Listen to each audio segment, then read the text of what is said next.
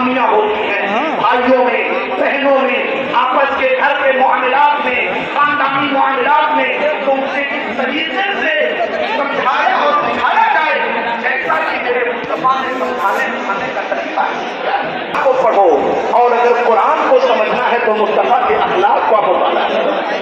حضرت عائشہ صدیقہ رضی اللہ تعالیٰ عنہا فرماتی ہیں من استقام قدر لنفسہ، نبی نے اپنی ذات کے لیے کبھی کسی سے استقام نہیں کیا، کبھی کسی سے بدلہ نہ لیا، چاہے کسی نے کتنا بڑا ظلم کا پہاڑ پر بٹھایا ہو، اپنے نفس اور اپنی ذات کے لیے نبی نے کبھی نہ زبان کھولی، نہ ہاتھ اٹھایا، نہ انتقام کے لیے قدم چلنا گوارا کیا۔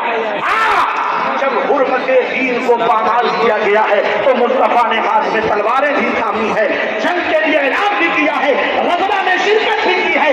جب شریعت کا خون ہونے لگا، اسلام کا خون ہونے لگا، قرآن کی عظمت اور عزت پر جب انگلی اٹھی، رسول پاک کے صحابہ اور دین مصطفیٰ پر جب گستاخیاں ہونے لگی، تب میرے مصطفیٰ نے دفاع کی غرض سے، قلعہ تباہ کرنے کی غرض سے دشمنوں سے مقابلہ بھی فرمایا، مگر اپنے نفس کے لیے، اپنی ذات کے لیے آقائے دو عالم نے کبھی دشمن کو بھی سزا دینے کے لیے نہیں سوچا۔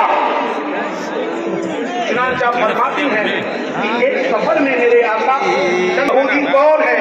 یہودی وہ ہے جس کے بارے میں قرآن کہہ رہا ہے، میرا رب فرما رہا ہے کہ اے مومنو، تمہارا سب سے بڑا اگر کوئی دشمن ہے تو وہ یہودی ہے، وہ تمہاری دشمنی، تمہاری بغاوت، تمہاری عداوت کے لیے وہ اپنی جان بھی کھپا دیتا ہے، تم سے تمہارا سب سے بڑا ہوا دشمن یہودی ہے، اسے آج اسرائیل کہا جا رہا ہے۔ کیا میرے آقا نے کھانے پینے کا انتظام فرمایا، ان کو تعین فرما دیا، فلاں تاریخ میں آنا، اپنا قرض لے کر کے جانا، مگر وہ تاریخ نہیں آئی، تاریخ سے ایک دن پہلے ہی وہ یہودی مسجد نبوی میں آ گیا۔